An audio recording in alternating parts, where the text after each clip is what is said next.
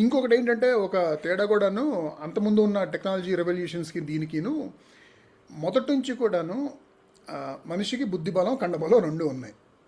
So చాలా వరకు ఈ టెక్నాలజీ బ్రేక్ త్రూస్ ఏంటంటే ఆ మనిషి కొన్న కండబలం కంటే కూడాను ఎన్నో వేల రెట్లు అతను ఎక్కువ ఫిజికల్ వర్క్ చేయడానికి అనుగుణంగా కొత్త కొత్త టూల్స్, అంటే స్టీమ్ ఇంజన్ కావచ్చు, ఇలాంటివన్నీ వీల్ కావచ్చు, ఇలాంటివన్నీ వచ్చినాయి. కాబట్టి మనిషికి కష్టపడి కండబలం ప్రతిసారి రాళ్ళు కొట్టాల్సిన అవసరం లేదు. కాబట్టి ప్రతి నిమిషం అతను తన బుద్ధి బలాన్ని ఉపయోగించుకొని కొత్త కొత్త ఎకనామిక్ యాక్టివిటీస్ మొదలుపెట్టి దాని ద్వారా సంపన్నుడయ్యాడు. సో ఇప్పుడు ఏంటంటే ఈ ఏతో ఉన్న మెయిన్ డిఫరెన్స్ ఏంటంటే ఏ అనేది కూడా ఏకి కండబలం లేదు, కానీ బుద్ధిబలం ఉంది. అది ప్రస్తుతానికి కొన్ని విషయాల్లో మనిషి కంటే చాలా రేట్లు ఉంది, కొన్ని విషయాల్లో మనిషికి దూరంలోనే ఉంది.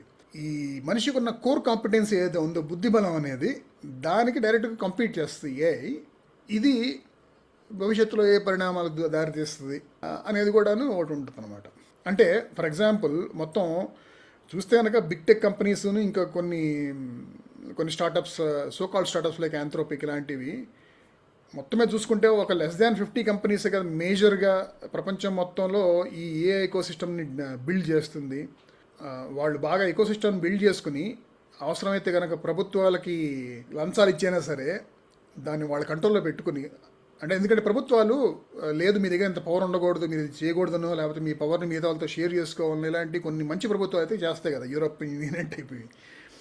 అలా కాకుండా వాళ్ళు మేనేజ్ చేసుకోగలిగితే ఆ పవర్ మొత్తం వాళ్ళ దగ్గర, ఈ 8 బిలియన్ మనుషుల బుద్ధి బలాన్ని కూడాను వాళ్ళు క్రియేట్ చేయగలరు తర్వాత ఆ 50 కంపెనీలే.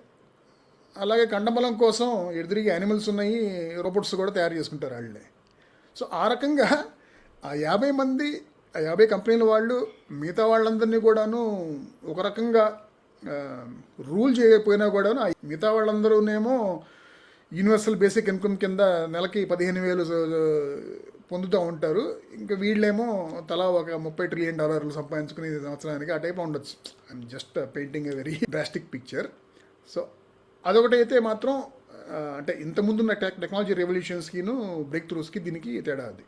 నిన్న మీరు అన్నది వినోద్ ఖోస్లా అన్నారు already, by 2050 people may not have jobs అంటున్నాడు ఆయన.